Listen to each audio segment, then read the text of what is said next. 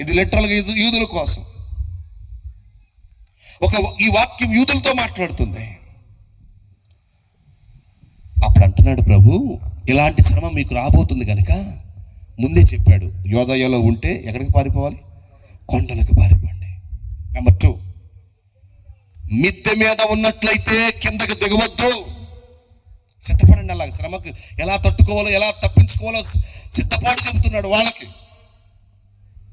ఇంకంటున్నాడు, పొలములో ఉన్నవాడు బట్టను తీసుకోవడానికి ఇంటికి రాకూడదు. ఇంకా అంటున్నాడు, మీకు ఇలాంటి శ్రమ వచ్చినప్పుడు, ఇలాంటి శత్రువు చేత మీకు ఇబ్బందులు గురైనప్పుడు, అది చలికాలం జరిగిందనుకోండి, ఇంకా యాతన పడతారు.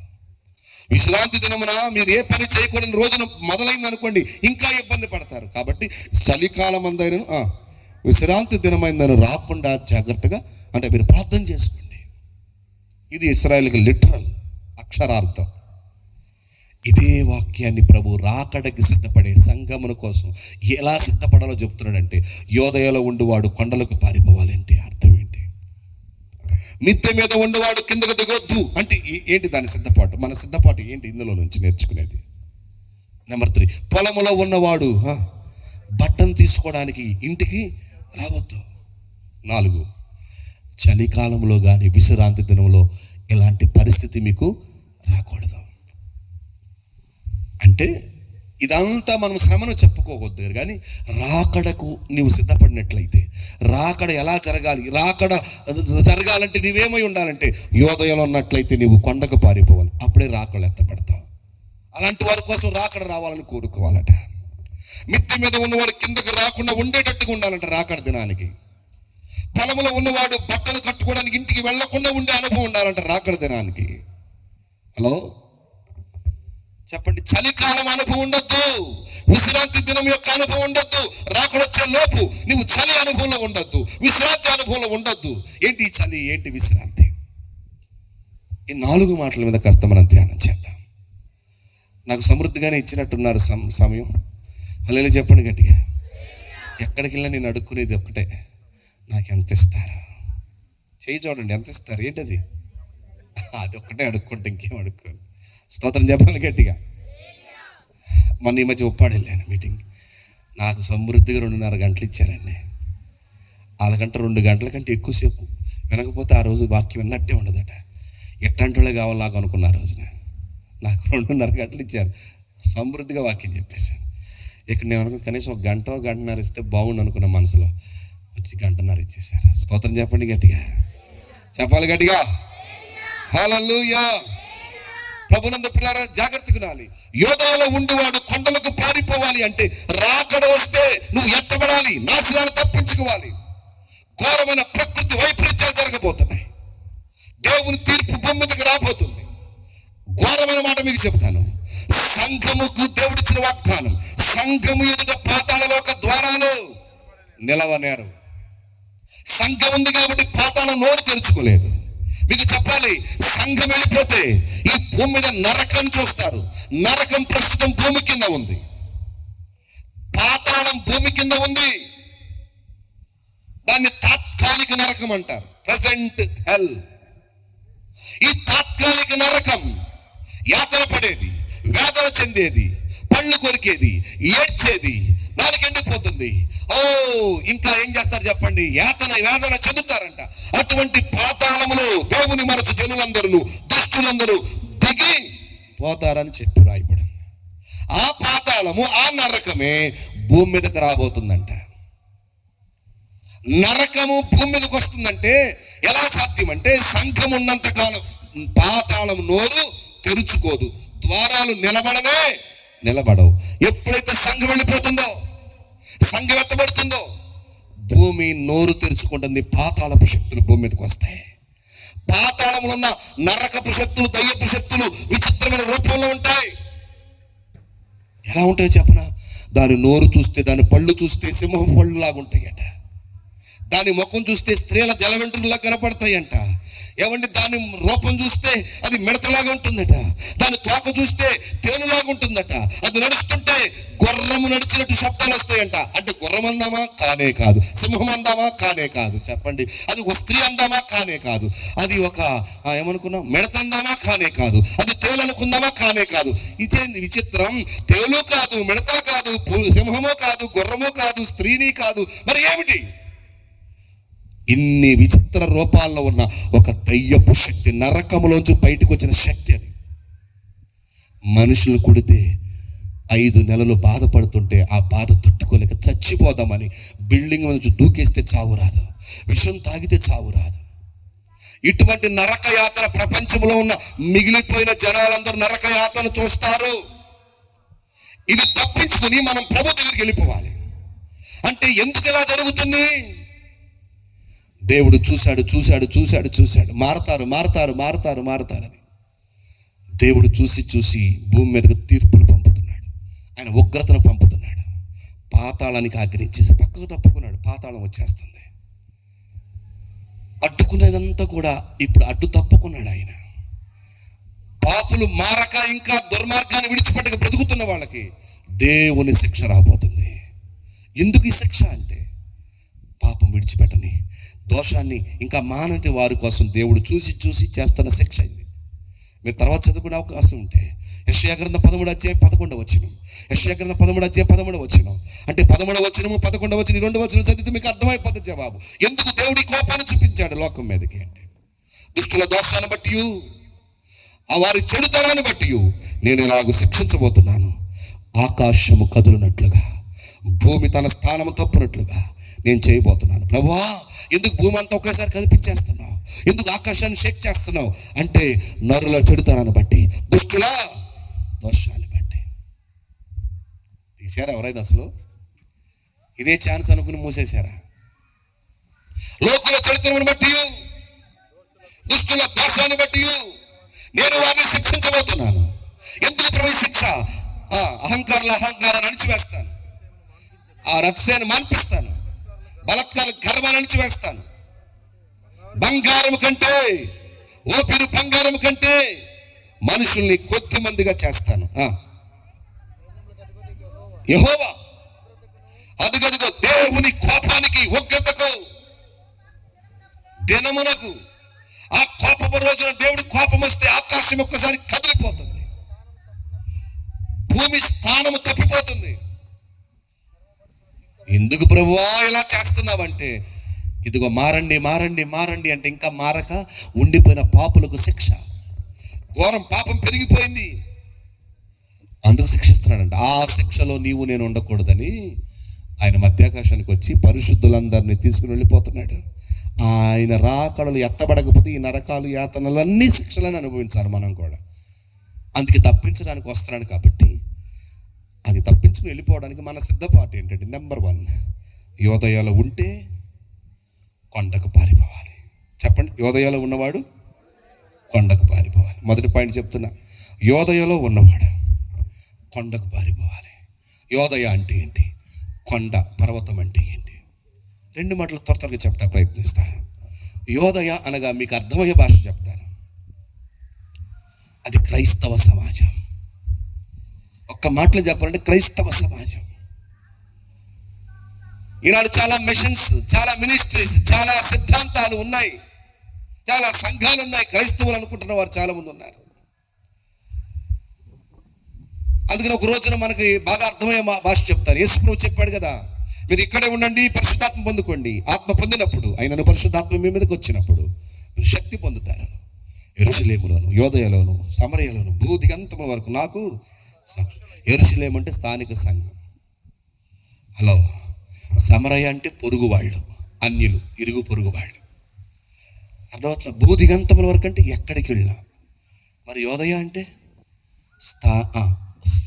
క్రైస్తవ సమాజం. యోదయ అంటే స్వజనులు, యూదులు, అంటే దేవుని గురించి తెలిసిన వాళ్ళు. దీన్ని ఎలా పోల్చొచ్చు అంటే క్రైస్తవ సమాజానికి పోల్చవచ్చు. మేము క్రైస్తవులు అండి, మాకు యేసు ప్రభు తెలుసండి, మాకు బైబుల్ ఉందండి, మాకు చర్చి ఉందండి, మాకు ఆరాధన ఉందండి, మేము పాడతామండి, మాకు మ్యూజిక్ ఉందండి, అలా మాకు మందిరం ఉందండి, మాకు ఒక పాస్టర్ గారు ఉన్నాడండి, మాకు ఒక సంఘం ఉందండి, మాకు ఒక మినిస్ట్రీ అండి. అని చెప్పుకునే సంఘాలు ఎవరైనా, సేవకులు ఎవరైనా ఈ క్రైస్తవ సమాజానికి పోల్చబడింది యోదయ. నేనంటాను, మెరిసేదంత బంగారం కాదు, తెల్లగా ఉన్నాయని పాలు కాదు. ఏదో ఒక సంఘములు, ఏదో ఒక చర్చిలే అని సరిపెట్టుకునే రోజులు కాదు ఇవి. జాగ్రత్తగా ఉండాలి. యోదయలో ఉండువాడు అంటే ఎవరు? క్రైస్తవ సమాజానికి గుర్తు. ఎందుకు చెప్పనా? యోదయానికి మనకు అర్థం తెలుసా మీకు? యోధ అంటే ఏంటండి మీకు తెలుసు కదా. యోధ అంటే ఏంటి? స్తుతి. ఈసారి నేను స్తుతిస్తాను దేవుణ్ణి అనుకుని ఏం పెట్టిందంట లేయా? యోధా అని పేరు పెట్టుకుందంట కొడుక్కి. అలా చెప్పండి గట్టిగా. ఈసారి నేను దేవుని స్తుతిస్తాను అనుకుని యోధా అని పేరు పెట్టుకుంది. అంటే యోధ అంటే స్తుతి. ఇలా చెప్తాను మీకు, స్తుతించే గుంపు,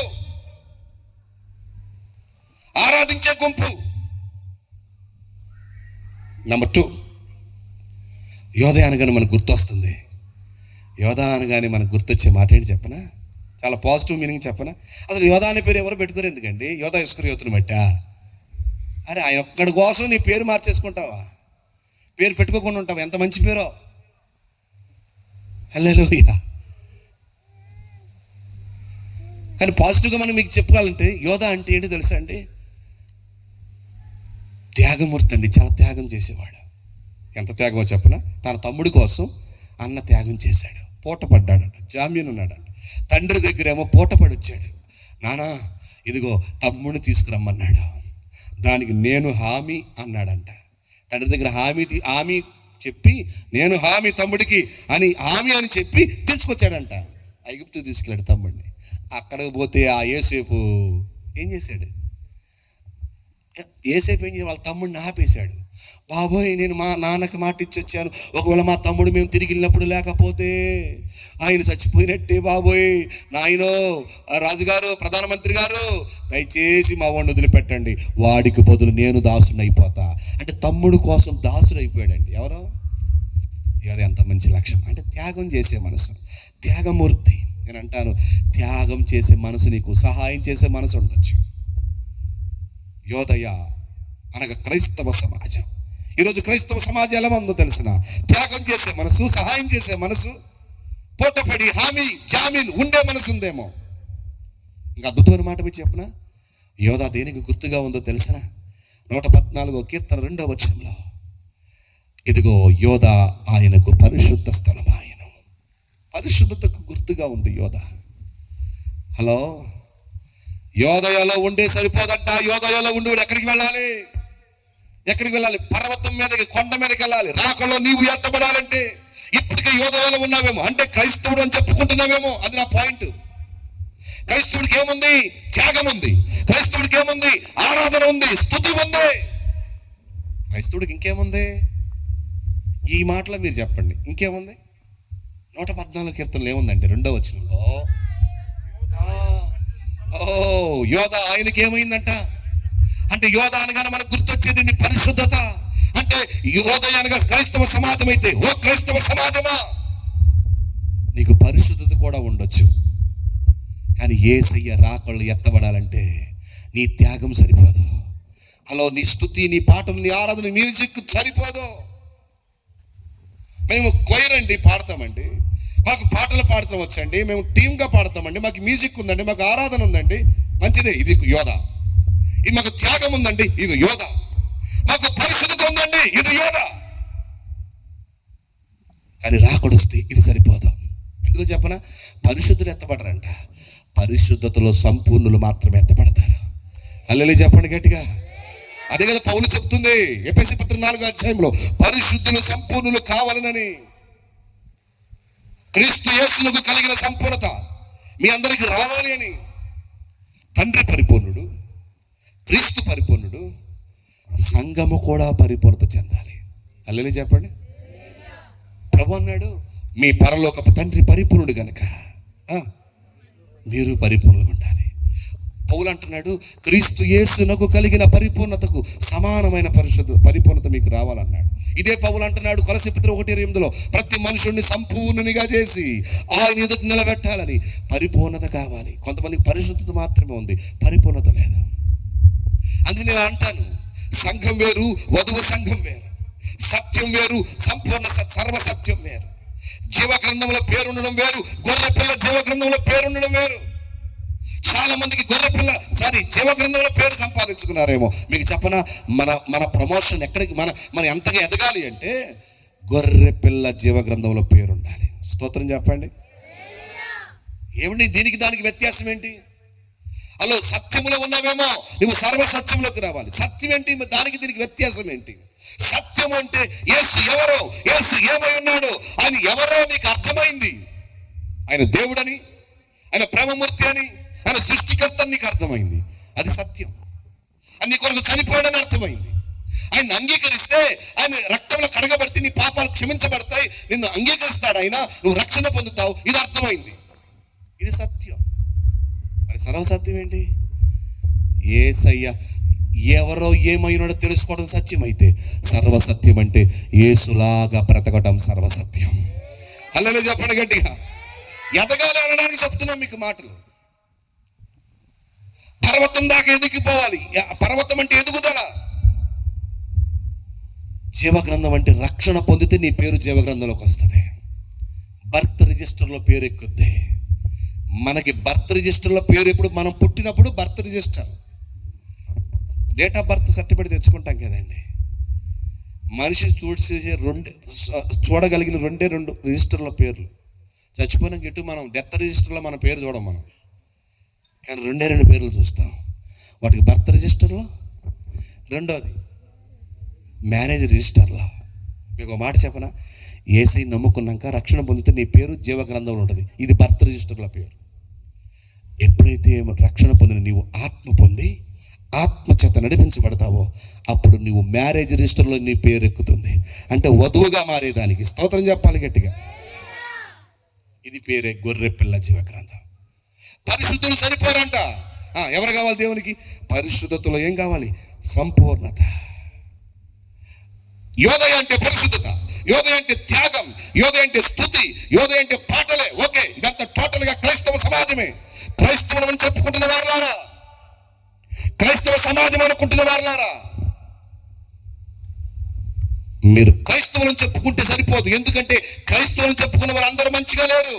క్రైస్తవ సమాజంలో మోసపూరితమైన బోధలు, మోసపూరితమైన దర్శనాలు, మోసపూరితమైన కళలు, ప్రవచనాలు, మోసపూరితమైన సేవకులు, మోసపూరితమైన బోధలు వచ్చేసాయి. అందులో నుండి నువ్వు బయటికి రావాలి అంటే క్రైస్తవ సమాజంలో ఉన్నప్పటికీ వారితో రాజీ పడక నువ్వు ప్రత్యేకంగా బ్రతకాలి, ఎదగాలి. ఎంతగా ఎదగాలంటే యోదయలో ఉండువాడు కొండకు పారిపోవాలి. కొండ ఎత్తుగా ఉంటుందా, డౌన్గా ఉంటుందా? ఎత్తుగా ఉంటుంది. స్తోత్రం చెప్పండి గట్టిగా. అంటే అర్థం ఎదిగిపోవాలి. ఎంతగా ఎదగాలి? ఎదిగినోడు ఎలా ఉంటారు?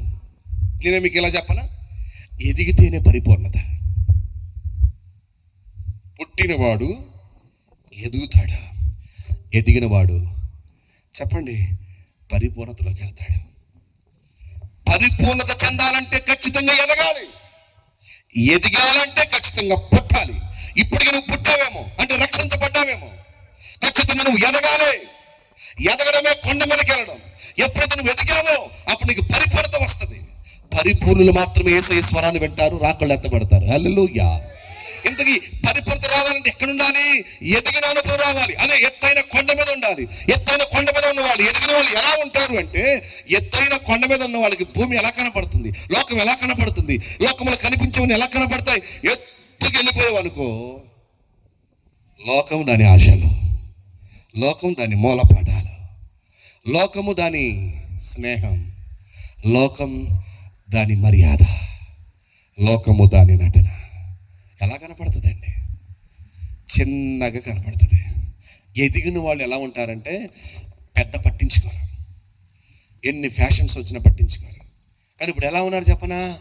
ఎక్కడలేని ఫ్యాషన్ అంతా చర్చిలో కనపడుతుంది. ఎక్కడలేని లోక పద్ధతులన్నీ చర్చిలో కనపడుతున్నాయి. అవునా కాదా? లోకం చేరిపోయింది. ఒక దైవజనుడు అంటున్నాడు, సంఘమా నువ్వు ఎక్కడ ఉన్నావు అంటే, సంఘం అంటుందంట, నేను లోకములో ఉన్నాను, లోకంలో కలిసిపోయాను. లోకాన్ని అడిగాడంట, లోకమా నువ్వు ఎక్కడ ఉన్నావంటే, నేను సంఘంలో చేరిపోయాను. సంఘాన్ని అడిగితే నేను లోకంలో కలిసిపోయాను అంటున్నట్టు. అంటే ఈరోజు ఏమైపోయింది? లోకానికి సంఘానికి ప్రతి వ్యత్యాసం లేదు. సంఘం లోకంలో కలిసిపోయింది. బైబిల్ ఏమంటుంది తెలుసా? లోకానికి, మూర్ఖులకి, తరం వారికి వేరై రక్షణ పొందండి. లోకము దాని పద్ధతులు కనబడకూడదు సంఘానికి. లోకం దాని పద్ధతులు, లోకం దాని మర్యాదలు, లోకం దాని మూలపటాలు వివరిస్తే ఇప్పుడు అయిపోదు, టైం సరిపోదు. అందుకని వివరించట్లేదు. మీ అందరికీ తెలుసు లోక ప్రేమ, లోక ఫ్యాషన్స్, లోక పోకడలు, ఈ తరములో పుడుతున్నవన్నీ మనం ప్రత్యేకంగా బ్రతకాలిగా.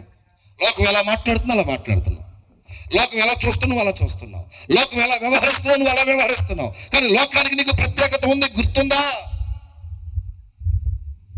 హలో, లోకం చేరిపోకూడదు. బైబిల్లో 2 ఇళ్ళు ఉన్నాయి, గుర్తుందా మీకు?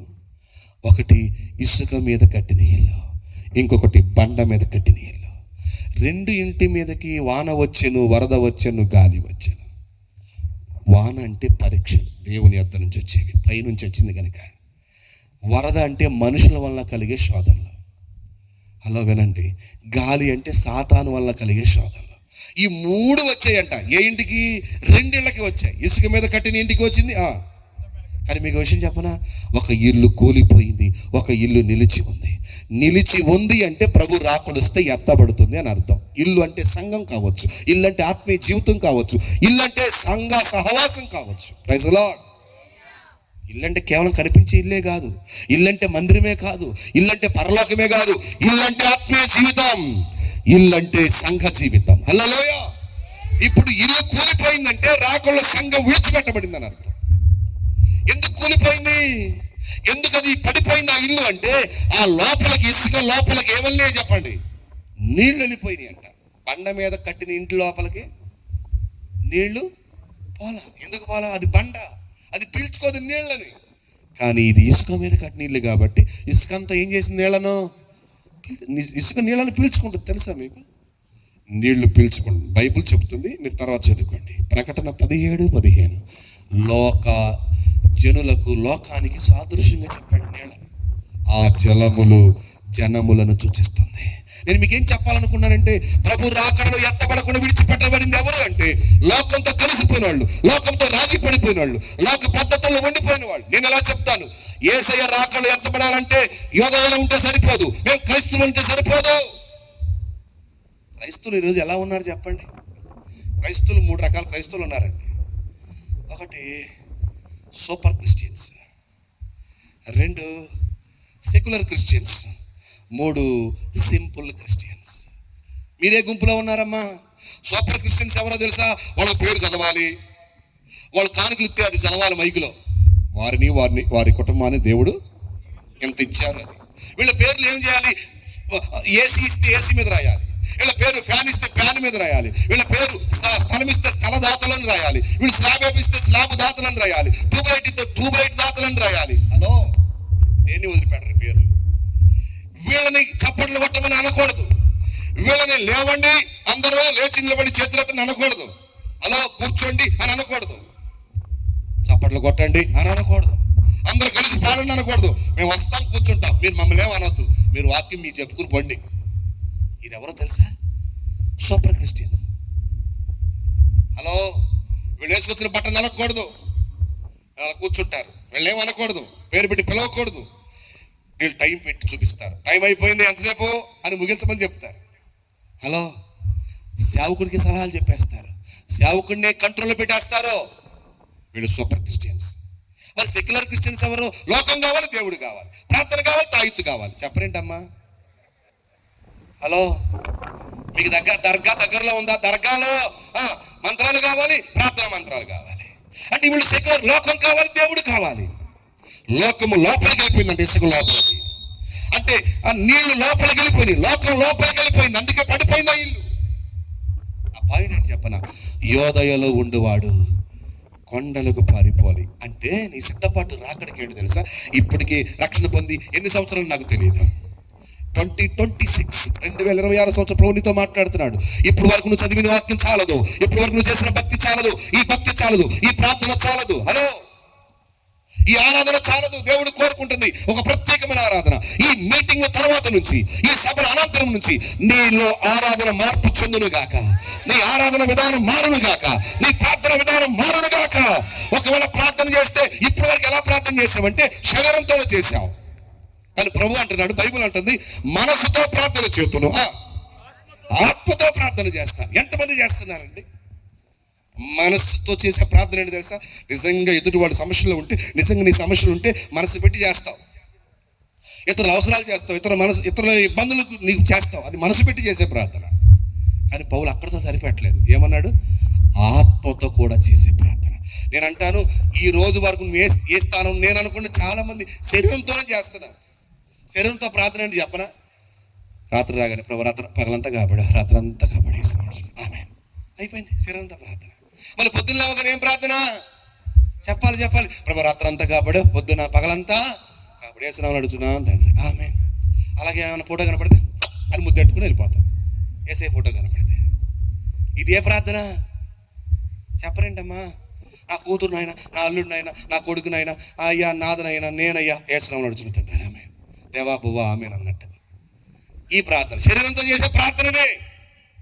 ఎప్పుడదే ఒక ఆవిడ ప్రార్థన చేయమంటే ఆదివారం అది చేస్తుంది, సోమవారం అది చేస్తుంది, బుధవారం అది చేస్తుంది. ఏంటంటే ప్రభువా పోయిన విశ్రాంతి నుంచి ఈ విశ్రాంతిని కాపాడినందుకు వందనాలు. ఏది బుధవారం విశ్రాంతి ఆమెకి అలవాటు అయిపోయింది ప్రార్థన. ఆ పాయింట్ నువ్వు ఎదిగే అనుభవం, క్రైస్తవుడికి ఎదిగే అనుభవం ఏంటో తెలుసా? నేను అంటున్నా, అందుకే నీ జీవితంలో నీ ప్రార్థన విధానం మారిపోతుంది. ఈ సభల అనంతరము నీ ప్రార్థన విధానం మారిపోయింది. ఎలాగంటే మనసుతో చేస్తాను చెప్పాలి. ఆత్మతోను మనసుతోను నేను చేయు విన్నపములు ఆలకించి తండ్రి సన్నిధిలో నాకై విజ్ఞాపన చేయుచున్నావా, విజ్ఞాపన చేయుచున్నావా. నా యేసయ్యా నా స్తుతి యాగము నైవేద్యములై ధూపము వోలే నీ సన్నిధానము చేరును నిత్యము. చేతువు నాకు సహాయము వెనుగంటనే నీ సన్నిధానము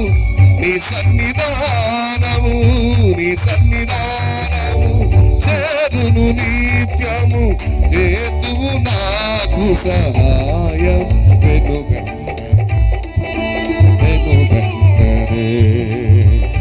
ఆత్మతోను మనసుతోను నేను చేయు విన్నపములు, ఆత్మతోను మనసుతోను నేను చేయు విన్నపములు ఆలకించి తండ్రి సన్నిధిలో నాకై, ఆలకించి తండ్రి సన్నిధిలో నాకై విజ్ఞాపన చేయుచున్నావా, విజ్ఞాపన చేయుచున్నావా.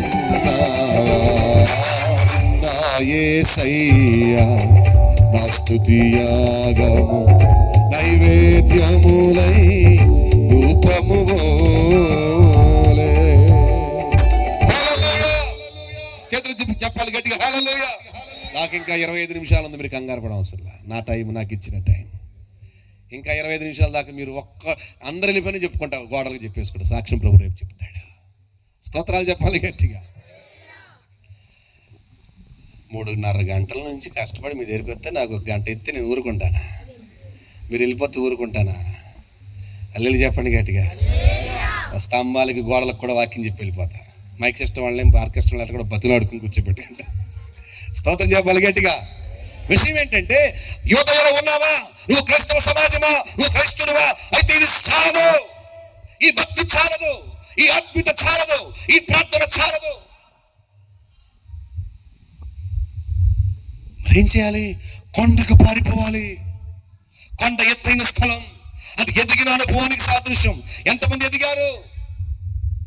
ఎదిగిన వాళ్ళు ఎలా ఉంటారో మీకు చెప్పాను. ఎదిగిన వాళ్ళు ఎలా ఉంటారంటే లోకం చిన్నదిగా కనపడుతుంది, వారికున్న డబ్బు చిన్నదిగా కనపడుతుంది, వారికున్న పేరు చిన్నదిగా కనపడుతుంది. సూపర్ క్రిస్టియన్ లాగా ఉండరు వాళ్ళు. ఎలా ఉంటారు చెప్పండి? Simple Christian. వాళ్ళకి పేరు అవసరం లేదు. వారికి చెప్పండి, వాళ్ళు ఇంకా ఏమి కోరుకోరు, సింపుల్ గా తగ్గించుకుని ఉంటారు. ఎప్పుడు ప్రార్థన, ఎప్పుడు భక్తి, ఎప్పుడు ఆత్మీయత.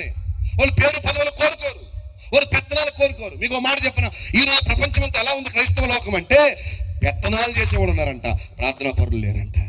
సలహాదారులు ఉన్నారంట, ప్రార్థనా పరులు లేరంట అండి. పెత్తందారులు ఉన్నారంట సంఘానికి, కానీ ప్రార్థన చేసేవాళ్ళు లేరు. పరిచర్య చేసేవాళ్ళు ఉన్నారు, ప్రార్థన చేసేవాళ్ళు లేరు. హలో, ఈరోజు ప్రభుకు కావాల్సింది నీ ప్రార్థన జీవితం ఎదిగిందా, ఆత్మహత్య ఎదిగింది. ఒకసారి ఆలోచన. ఎదిగిన వాళ్ళు ఎలా ఉంటారంటే లోకం చిన్నదిగా ఉంటుంది, నువ్వు సంపాదించిన చిన్నగా అనిపిస్తుంది, నీ బంగారం చిన్నగా అనిపిస్తుంది, నీ పేరు, నీ పదవి చిన్నగా అనిపిస్తుంది, లోకం దాని ఆశలు చిన్నగా అనిపిస్తాయి. ఇది లేకపోయినా పర్లేదు, పేరు లేకపోయినా పర్లేదు, ఈ స్థలం రాకపోయినా పర్లేదు, ఈ పొలం కొనకపోయినా పర్లేదు. హలో, నేను డబ్బులు ఆదా వేయకపోయినా పర్లా, బ్యాంక్ బ్యాలెన్స్ లేకపోయినా పర్లా, డబ్బులు లేకపోయినా పర్లా, నాకు ప్రభు కావాలి అనుకుంటారట. ఇప్పుడు ఇవి ఏం చేస్తారని చెప్పండి? ఇప్పుడు క్రైస్తవులు అవసరమైతే ప్రార్థన మానేసారు, పనికి వెళ్ళిపోతారు. డబ్బులు సంపాదించాలి. మీకు మాట చెప్పనా, నువ్వు సంపాదించిన సంపాదంతా ఒక రోజున ప్రభుత్వం చేతులకు వెళ్ళిపోతాయి. వాళ్ళు ఓపెన్ చేస్తే వాళ్ళు పర్మిషన్ ఇస్తేనే వస్తాయి అవి. 10 లక్షల బ్యాలెన్స్ ఉందని చెప్పొద్ది నీ బ్యాంకులో వేసుకున్న డబ్బులు, కానీ తీస్తే రావు. గవర్నమెంట్ అడిగితే, బ్యాంకులో అడిగితే ఉన్నాయండి మీ డబ్బులు అంటారు. రావట్లేదు ఏంటండి, ఏదో చెప్తారు కారణం, సర్వర్ పని చేయట్లేదనో లేకపోతే ఇంకేదో చెప్తారు అప్పుడున్న టయానికి. అంటే నువ్వు సంపాదించే డబ్బులు కూడా నీవి కావు. అర్థం చేసుకోవాలి నేను చెప్పే మాట. అంటే నిజంగా ఎదిగిన వాళ్ళు ఎలా ఉంటారంటే, అదే బైబిల్ చెప్తుంది, క్రీస్తుతో కూడా లేపబడిన వాడైతే పైన వాటిని వెతకండి, భూమి మీద ఉన్న వాటి మీద మనసు. అది ఆ పాయింట్. ఒక మాటలో చెప్పాలంటే, కొండకు పారిపోవాలంటే అర్థం ఏంటంటే, భూమి మీద ఉన్న వాటి మీద మనసు పెట్టకుండా పైన ఉన్న వాటి మీద మనసు పెట్టుకోవాలి. వంగిపోయిన స్త్రీ, వంగిపోయిన స్త్రీ ఎటు చూస్తుంది?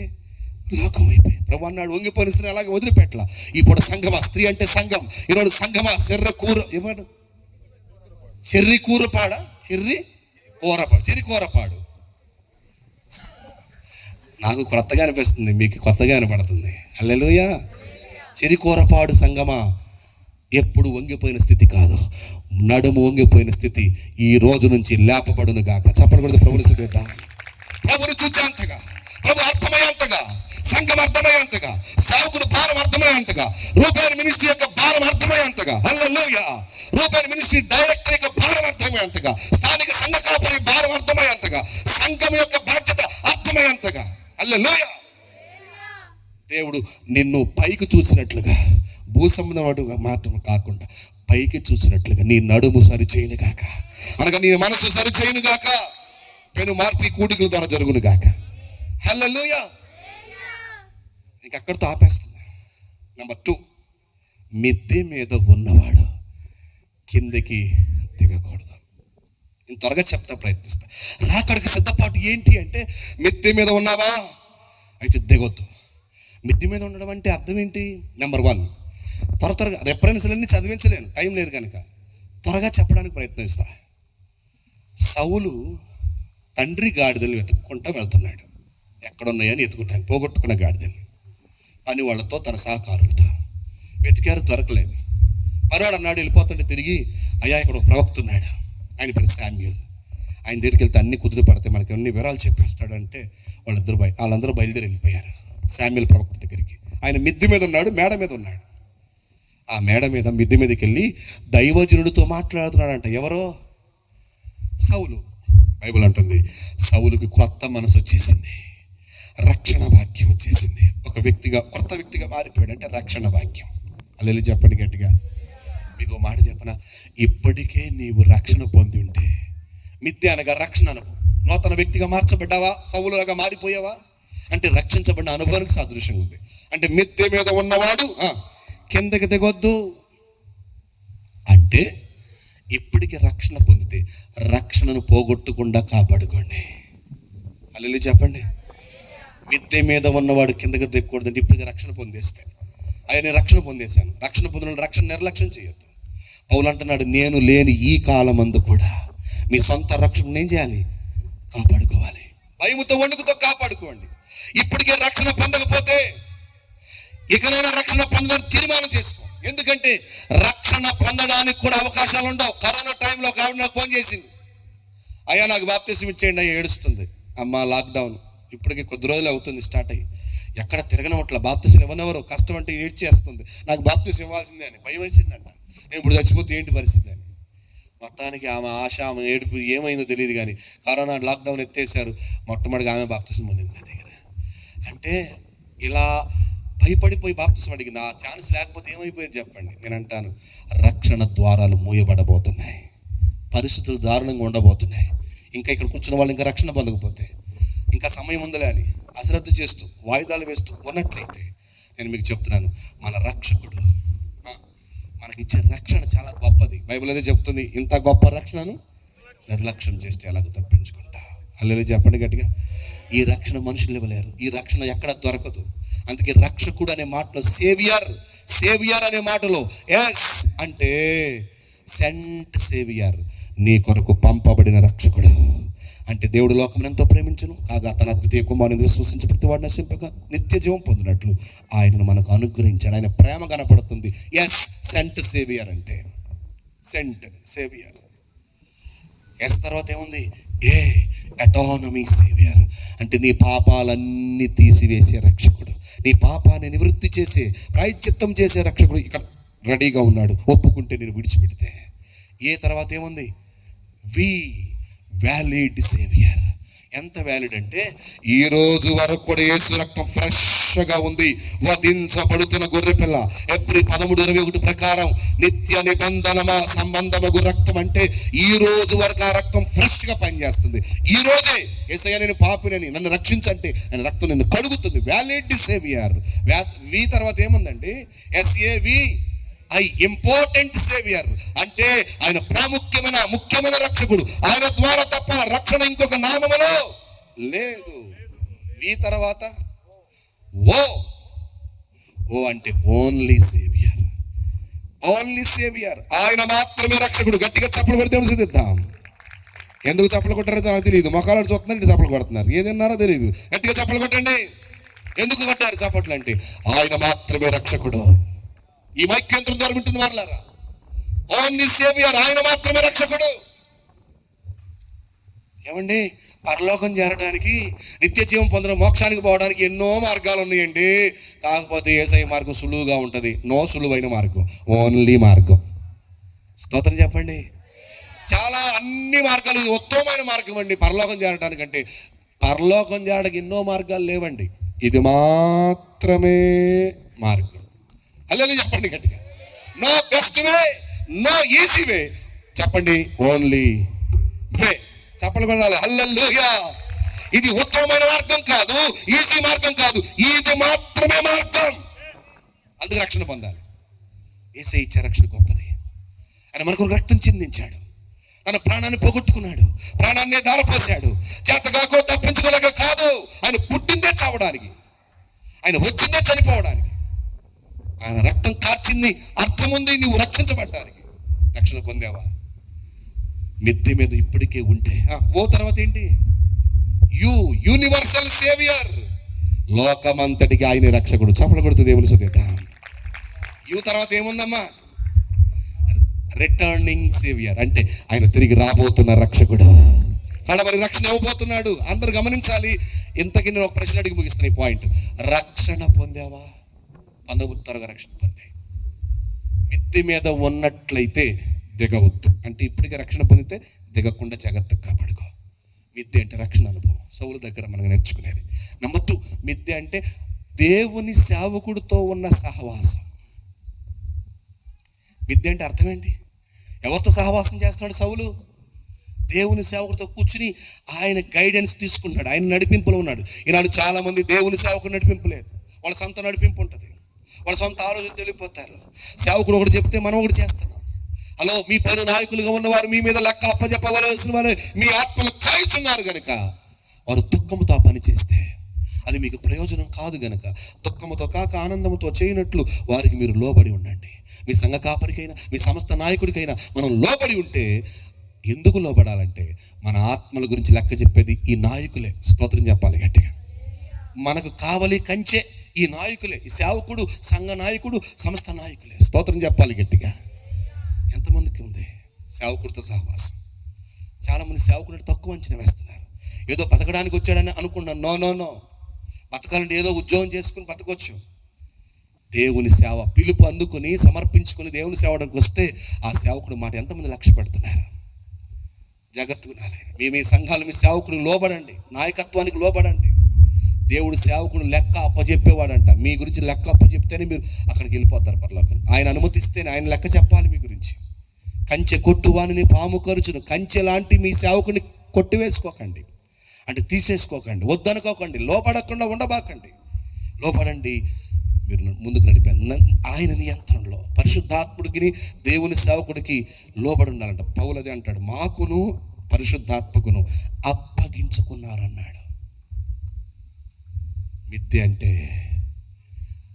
పేతురు ప్రార్థన చేస్తున్నాడంట. ఎక్కడ? ప్రార్థన జీవితం. ఎంతమంది ప్రార్థన జీవితం నాకు తెలియదు. ఇప్పటికే ప్రార్థనా జీవితం అంటే ప్రార్థన పోగొట్టుకోబాకండి. టీవీలో వచ్చినాక, ఇన్స్టాగ్రామ్ వచ్చినాక, ఫేస్బుక్ వచ్చినాక, హలో ఇవన్నీ వచ్చినాక ప్రార్థనలు పోయాయి.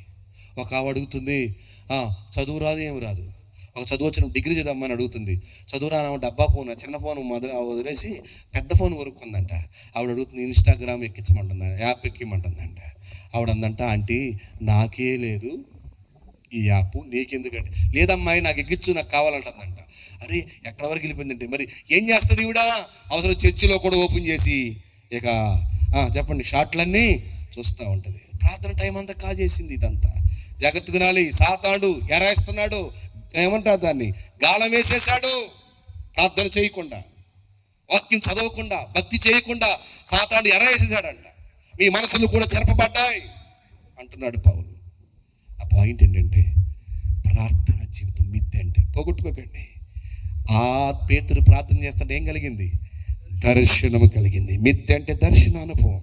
చాలా మందికి దర్శనం లేదు. నేను చెప్పేది మీ కళలో వచ్చే కళలు ప్రార్థన చేస్తున్నప్పుడు దర్శనం గురించి నేను మాట్లాడడం లేదు. ఏ ఉద్దేశంతో, ఏ దర్శనం, ఏ వ్యసనంతో నువ్వు మందిరానికి వచ్చావో, ఏ ఉద్దేశంతో రక్షణ పొందావో ఆ ఉద్దేశం మర్చిపోవద్దు. ఎందుకు రక్షణ పొంది ఒక ఆవిడ అడిగితే, అమ్మ ఎందుకు బాప్తిసం పొందావు అంటే, మా ఆయన బాగుపడ్డాడని. అంటే నువ్వు బాగుపడినా బాగుపడకపోయినా రక్షణ పొందాలి కదా. చాలామందికి ఎందుకు రక్షణ పొందని తెలియట్లా. ఆయన పోతున్నాడు, నేను కూడా పోతున్నాను, ఆవిడ పోతుంది, నేను కూడా పోతున్నాను. నో నో నో, మనం రక్షణ పొందే ఉద్దేశం ఉంది. మనకు ఉద్దేశంతో వచ్చాం, ఒక దర్శనంతో వచ్చాం. ఆ దర్శనంలో నుండి నువ్వు దిగి జారి రావద్దు. స్తోత్రం చెప్పాలి గట్టిగా. అర్థం మీకు చెప్పేది. ఇలా చెప్పుకుంటూ వెళ్తే మిథ్య అనుభవం చాలా ఉన్నాయి. మూడో మాట, పొలములో ఉన్నవాడు ఏదైనా బట్టను తీసుకోవడానికి ఇంటికి రావద్దు. హలో, పొలములో ఉన్నవాడు, జాగ్రత్తగా. పొలములో ఉన్నవాడు అంటే అర్థం ఏంటి తెలుసా? పొలము చాలా అర్థాలు ఉన్నాయి బైబిల్లో. పొలము సంఘానికి, పొలము లోకానికి, పొలము సేవకు, పొలము సంఘానికి గుర్తుగా ఉంది. పొలములో ఉన్నవాడంటే పని చేస్తున్నవాడు. బట్టలు తీసేసాడంటే పని చేస్తున్నాడని అర్థం. బట్టను తీసుకోవడానికి ఇంటికి వెళ్తుంటే పని మానేసాడని అర్థం. హలో, ప్రభు చెప్తున్న మాట, పొలములో ఉంటే ఇంటికి వెళ్ళొద్దు, బట్టను తీసుకోవడం అంటే అర్థం పని మానేయొద్దు అని అర్థం. పొలము అంటే సంఘం. సంఘంలో పనిచేసేవాడు రెండు రకాల సేవ ఉంది, రెండు రకాల సంఘాలు ఉన్నాయి, రెండు రకాల ఆహారాలు ఉన్నాయి. గుర్తుపెట్టుకోండి. సంఘము, పొలం అంటే సంఘం. సంఘములో రెండు రకాల సేవలు ఉన్నాయి. ఒకటి దైవజనుడు చేసే సేవ, రెండు విశ్వాసులు చేసే సేవ కదా. భక్తులు ఏం పాడారు? నశించిపోవు దేశము కొరకు కన్నీరు కార్చెడివారు, కోతెంతో విస్తారము, కోసెడి పనివారు కొదువుగా, పొలములా పని చేయుటకు వస్తావా, నీవు వస్తావా, నీ పనికి జీతమున్నది, బహుమానమున్నది, కిరీటమున్నది, కోతెంతో విస్తారము, కోసెడి పనివారు కొదువుగా, కోతెంతో విస్తారము,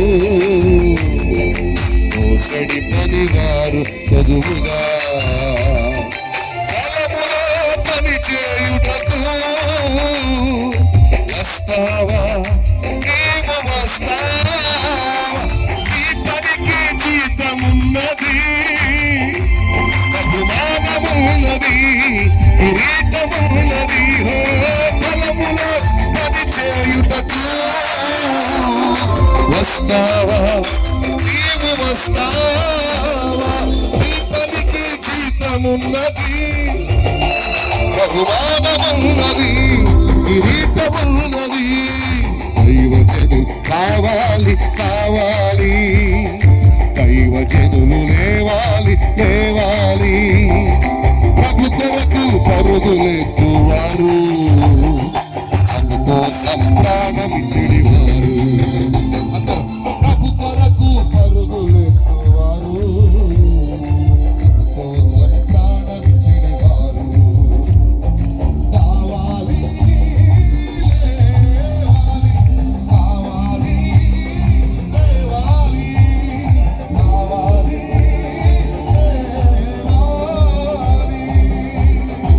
కావాలి. పొలంలో పనిచేస్తుందంటే దేవుని సేవ. సేవలు రెండు రకాలు. ఒకటి సేవకు దైవజనులు చేసే ఒక సేవ, విశ్వాసులు చేసే సేవ. నేను అంటాను, ఈ పూట ఒకవేళ దేవుని సేవకుడిగా సేవ చేస్తున్న వాళ్ళు ఉంటే, సేవ చేసి చేసి నిందలు భరించలేక, చెప్పండి, సమస్యలు భరించలేక, ఎందుకంటే సంఘములో అందరూ ఒకే రకంగా ఉండరు. ఎందుకు చెప్పనా? యాజకుడు యాజకత్వం చేస్తున్నప్పుడు ఎన్ని గోత్రాల కోసం ప్రార్థన చేయాలి? 12 గోత్రాల కోసం ప్రార్థన చేయాలి. వాళ్ళ గురించి వాళ్ళ పేర్లు రాసుకుని ఎక్కడ భరించాలి, ఎక్కడ ధరించాలి? రొమ్మున ధరించాలి. 12 గోత్రాల పేర్లు రాసుకుని రత్నాల మీద. నేను అంటాను, వాళ్ళు ధరించారేమో, మనం భరించాలి. ఎవరిని? 12 గోత్రాలు, 12 రకాల బుద్ధులు కలిగిన వాళ్ళు, 12 బుద్ధులు కలిగిన వాళ్ళు ఉంటారు సంఘంలో. ఒకడు కట్లపాము లాంటి వాడు, బైబిల్లో ఉంది కదా, ఒక గోత్రం వాడు కట్లపాము లాంటి వాడు, ఒకడేమో గాడిద లాంటి వాడు, ఇంకొకడు సింహం లాగా ఉన్నాడు. రకరకాల బుద్ధులు ఉంటాయి. వీళ్ళందరూ భరించాలి. భరించలేని బాబు, నా వల్ల కాదు, సేవ లేదు, నాకు వద్దు అని వెనక్కి వెళ్ళొద్దు. రాకడ దినాల్లో నీకు ప్రతిఫలం ఉంది, బహుమానం ఉంది. ఇది సేవకుడు గురించి. నెంబర్ 2, విశ్వాసులు చేసే సేవ ఏంటో తెలుసా? ప్రార్థన చేయడం సేవే. మీటింగ్సో చర్చిలోనో పరిచర్య చేయడం సేవే. హలో, కొంతమంది పరిచర్య చేస్తారు కానీ డబ్బు ఖర్చు పెట్టలేరు. కొంతమంది ఖర్చు పెడతారు డబ్బు, ఇది సేవే. కొంతమంది పరిచర్య చేయలేరు, డబ్బు ఖర్చు పెట్టలేరు. మరి ఏం చేస్తారు వాళ్ళు? చెప్పరేంటమ్మా? బాగా ప్రార్థన చేస్తారు, పెత్తనం చేయట్లే పాపం. పెత్తనం చేస్తే కానీ మానేసేయండి, కానీ ఇది మాత్రం మానబాకండి. ప్రార్థన మాత్రం. అంటే పరిచర్య చేసేవాళ్ళు పరిచర్య చేస్తారు, డబ్బు ఖర్చు పెడతారు. ప్రార్థన చేసేవాళ్ళు, ఈ 3 గుంపులు కావాలి సంఘానికి. నేనంటాను, రాబోయే దినాల్లో మన సంఘములో ఈ రూపేణి మినిస్ట్రీ సియోను ప్రార్థన మందిరంలో ప్రార్థన చేసే గుంపు లేచుదురుగాక, ప్రార్థన చేసే గుంపు లేచుదురుగాక, పరిచర్య చేసే గుంపు లేచుదురుగాక, డబ్బులు కట్టలు ఖర్చు పెట్టేవారు లేచుదురుగాక. అన్నిటికీ ఆమెనన్నారు. డబ్బుల దగ్గర మాత్రం వెనకాడితే ఊరుకునేది లేదు. నేను కదా దేవుడు అల్లెది చెప్పండి గట్టిగా. పాయింట్ ఏంటంటే, ఇది సేవ. పరిచర్య చేయటం సేవే, ప్రార్థన చేయటం చెప్పరేంటమ్మా? డబ్బులు ఖర్చు పెట్టడం దేనికి? సువార్తకి, పరిచర్యకి. మీరు వెళ్ళి వాక్యం చెప్పరాలేకపోవచ్చు, సువార్త చెప్పలేకపోవచ్చు. సువార్త చెప్పడం కూడా సేవే. కొత్త ఆత్మలు తీసుకురావడం సేవే. మీటింగ్లో భోజనాలు పెట్టడం సేవే. ఇస్తరాకులు ఎత్తేయడం సేవే. చెప్పరండి అమ్మా. వాటర్ పోయడం కూడా, అన్ని రకాల సేవలు ఉన్నాయి విశ్వాసులకి. అయితే ఇప్పటికే సేవలో ఉన్నావా? ఇప్పటికే పరిచర్య సమర్పించుకున్నావా? ఇప్పటికే డబ్బులు ఖర్చు పెడుతున్నావా? ఇప్పటికే ప్రార్థన చేస్తున్నావు సంఘం కోసం? కొంతమంది తల్లులు ఉంటారు, ఎన్ని గంటలు సేవకుల కోసం, విశ్వాసుల కోసం, గ్రామం కోసం ప్రార్థన చేస్తారు. మీ ప్రార్థన అలాగే ఇంకా ఎదుగునుగాక. హల్లెలూయా. నా పాయింట్ ఏంటంటే, ఇప్పటికి ఆ సేవలో ఉంటే సేవ మానేసి ఇంటికి రావద్దు. అంటే పొలంలో ఉన్నవాడు బట్టను కట్టుకోవడానికి రావడం అంటే పని మానేసి సేవ మానేసి వస్తున్నాడు అని అర్థం. నీ సేవలో నుండి బయటికి రావద్దు. ఒకప్పుడు బాగా పరిచర్య చేసేదానిగా, ఏమా పరిచర్యకి రావట్లేదు? ఒకప్పుడు బాగా సహకరించే డబ్బులు ఖర్చు పెట్టి ఎందుకని ఇవ్వట్లేదు అంటే, ఏమోనండి నేనంత డబ్బులు ఖర్చు పెడుతుంటే నాకు చికెన్ మొక్కలు 2 బండి 4 పడాల్సింది. అందరికి 4 బండి. చికెన్ మొక్క ఎంత అండి చెప్పండి? ఒక ఆవిడ ఒక చర్చిలో అండి, పేరు ఊరు చెప్పను, విజయవాడలో జరిగిన సంగతి చెప్పరా మీకు? ఇది కాదు, ఇంకోటి. సాంబారు పోతుంటేనంటే సాంబారు మొక్క పడలేదంట. ఏంటిది అది? సొరకాయ మొక్క. సొరకాయ మొక్క ఎంత చెప్పండి? సొరకాయ ముక్క ఎంత చెప్పండి, దాని విలువ ఎంత, దాని రేట్ ఎంత అంటే చిన్న సొరకాయ ముక్క కోసం అలుగుతావా చర్చికి వెళ్ళకుండా? ఇంకోసారి పడదంటారా? స్తోత్రం చెప్పాలి గట్టిగా. ఏమండి, చిన్న సాంబార్ వేశారని, అన్నం కొద్దిగా వేశారని, అసలు నాకు అన్నమే రాలేదని, అదే భోజనమే పెట్టలేదు, ఎందుకు చిన్న అడగలుగుతారా? వినాలి. పరిచర్య దానికోసం మానేసావు. ఏమ్మా ఎందుకు పరిచర్య మానేసావు, చర్చ ఎందుకు మానేసావు అంటే అదిగో నా పేరు చదవలేదు. నేను ఒక మాట చెప్పనా, నువ్వు పరిచర్య చేస్తే, నువ్వు బాగా వాడబడితే మందిరంలో మనుషులు చూసేట్టుగా చేయబాకండి. ఎందుకంటే ఇక్కడ కనబడ్డ వాళ్ళందరూ అక్కడ కనపడరు. ఎక్కడ అది నీ పేరు ఇక్కడ కనపడాలనుకుంటే ఇక్కడతోనే సమాప్తం, అక్కడ కనపడవు. అందుకని ఇక్కడ కనబడాలని కోరుకోవద్దు, నీ పేరు చదవాలని కోరుకోవద్దు. ప్రభుని లెక్కలో తీసుకుంటాడు. పాయింట్ ఏంటంటే నువ్వు ఏ పరిచర్య చేసినా ఆ పరిచర్య మానుకోవద్దు, అనగొద్దు.